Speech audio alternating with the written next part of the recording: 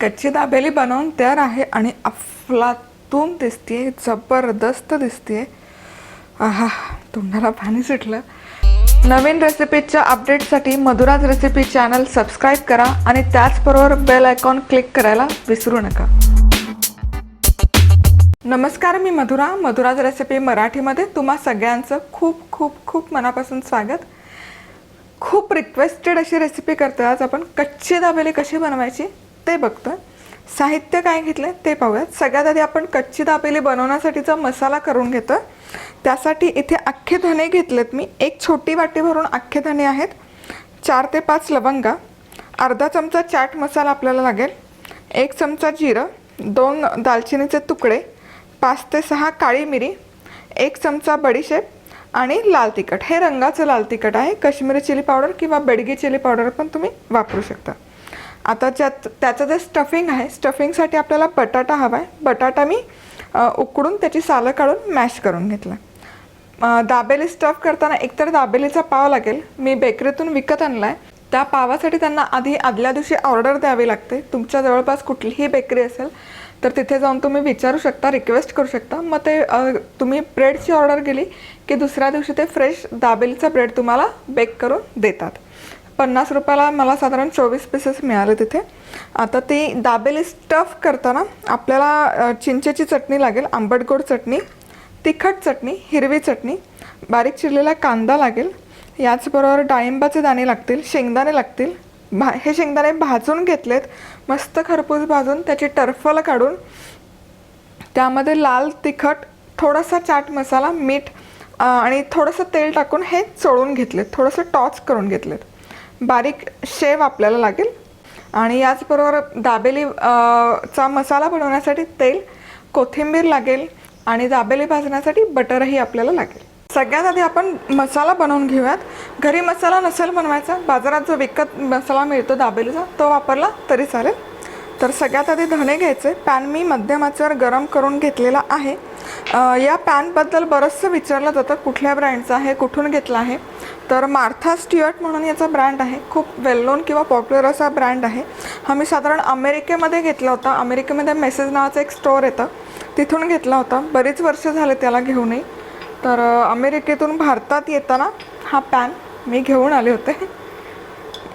धने घातले आहेत अख्खे। यामध्ये दालचिनीचे तुकडे, बडीशेप, लवंगा, जिरं आणि काळी मिरी, हे आपल्याला सगळे जिन्नस हलकेसे मध्यम आचेवर भाजून घ्यायचे। एकसारखे याला ढवळत राहायचे। छान असा फ्लेवर यातून रिलीज होईल आणि हलकासा रंग बदलेपर्यंत भाजायचे। तर अगदी मंद आचेवर हा मसाला मी जवळजवळ 5 ते 6 मिनिट मस्त भाजून घेतला आहे। हलकासा सोनेरी रंग यायला सुरुवात झाली। ओव्हर कुक आपल्याला मसाला करायचा नाही, नाहीतर त्याचा कडवटपणा वाढतो।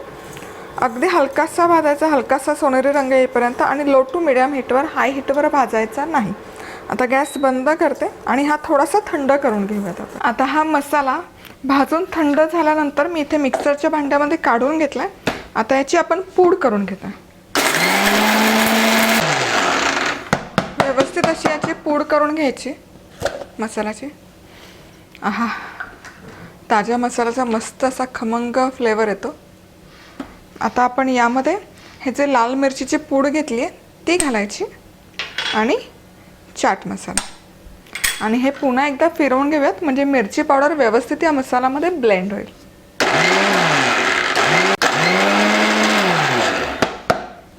आता आपण चेक करूयात। परफेक्ट, मस्त याला असं टेक्स्चर आलं आहे आणि रंगही सुरेख आला आहे मसाल्याला।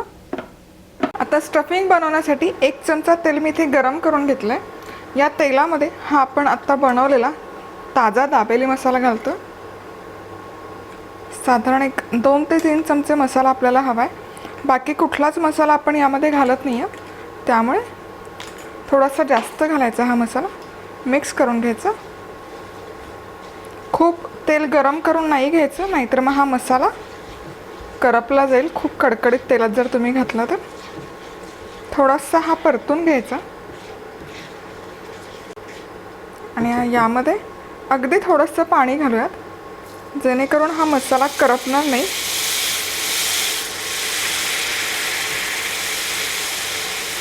आणि त्याचा फ्लेवर पण छान सुटेल मस्त.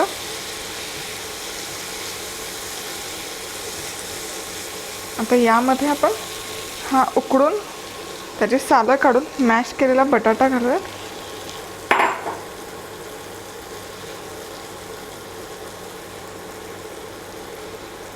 व्यवस्थित मिक्स करून घ्यायचं. त्याचबरोबर मीठ घालायचं चवीपुरतं.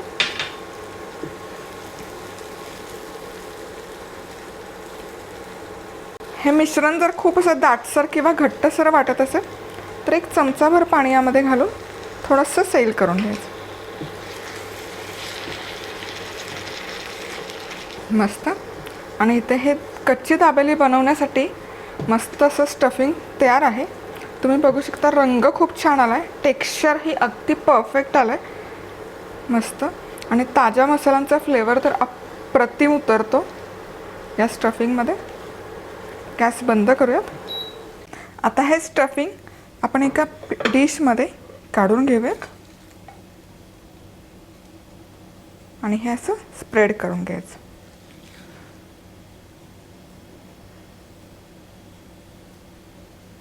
हे स्टफिंग असं व्यवस्थित एकसारखं स्प्रेड केलं की यावर थोडंसं ओलं खोबऱ्याचं चव घालूयात. बिटाचा किस पण तुम्ही घालू शकता गार्निशिंगसाठी किंवा डेकोरेशनसाठी. आणि हा दाबेलीचा जो सुका मसाला आपण बनवून घेतला आहे हा हवाबंद डब्यामध्ये जवळजवळ 3 ते 4 महिने तुम्ही स्टोअर करू शकता. कोथिंबीर,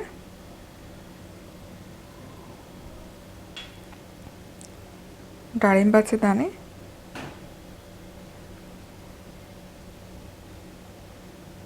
आणि शेंगदाणे. आहा मस्त.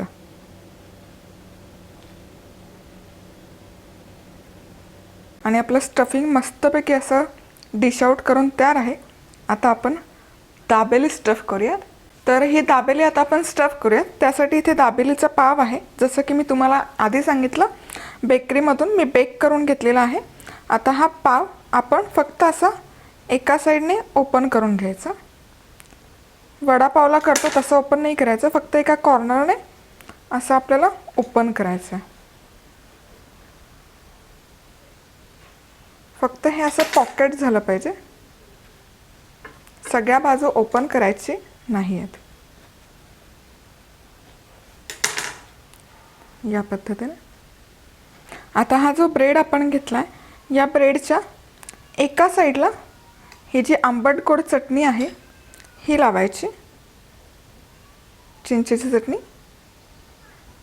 आणि एका बाजूला जी आपण तिखट चटणी बनवून घेतली ही तिखट चटणी. जर तुम्हाला कितपत दाबेली तुमची तिखट किंवा गोड हवी त्याप्रमाणे या चटण्यांचं प्रमाण कमी जास्त करू शकता.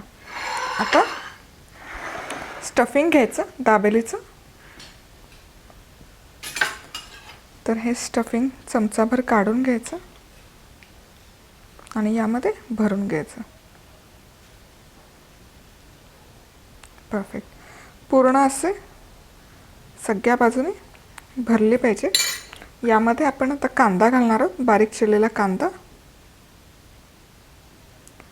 डाळिंबाचे दाणे,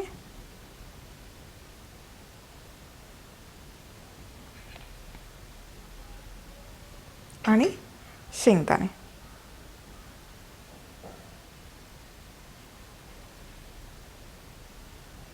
मस्तच. आणि आता हे बंद करायचं आणि याच पद्धतीने मी माझी उरलेल्या दाबेली स्टफ करणार आहे. चिंचेची चटणी एका साईडला,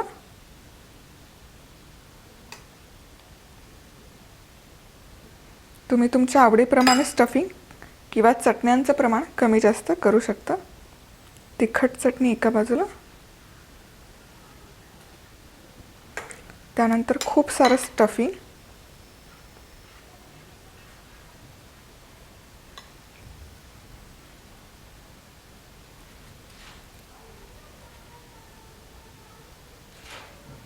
बारीक चिरलेला कांदा, डाळिंबाचे दाणे आणि शेंगदाणे. आणि हे क्लोज करायचं. जबरदस्त. आता ही जी दाबेली आपण स्टफ करून घेतली हे तव्यामध्ये आपल्याला भाजून घ्यायचे. तर बटर घालायचं. बटर घालताना कंजूशी नाही करायची.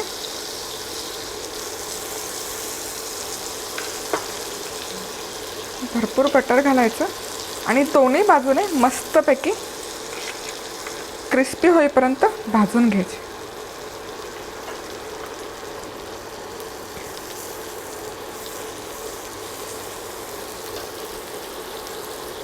थोडंसं बटर वरण पण लावायचं.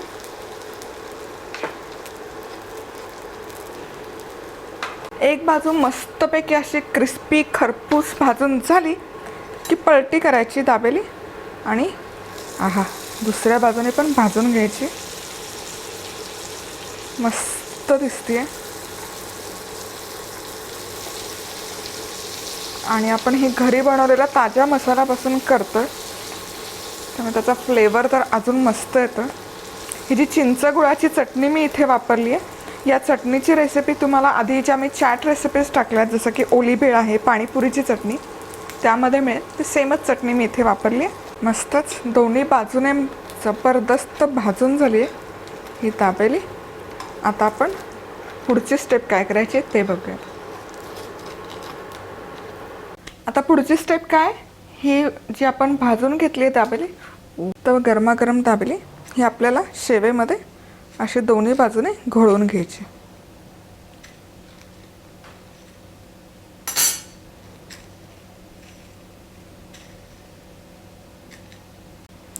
या पद्धतीने आणि ही सर्व करण्यासाठी तयार आहे. कच्ची दाबेली बनवून तयार आहे आणि अफलातून दिसते, जबरदस्त दिसते. आहा तोंडाला पाणी सुटलं. तर तुम्ही घरी ही रेसिपी नक्की करून बघा. करून पाहिली तर पटकन कॅमेरा काढा, फोटो काढून मला madhurazrecipe@gmail.com वर पाठवा किंवा फेसबुकलाही शेअर करू शकता. तर आज वेळात वेळ काढून तुम्ही ही रेसिपी पाहिल्याबद्दल तुम्हा सगळ्यांचे खूप खूप खूप मनापासून धन्यवाद. पुन्हा भेटूयात अशाच एका छानशा रेसिपीबरोबर. तोपर्यंत मस्त राहा, खुश राहा, आनंदी राहा आणि सगळ्यात महत्त्वाचं खात राहा.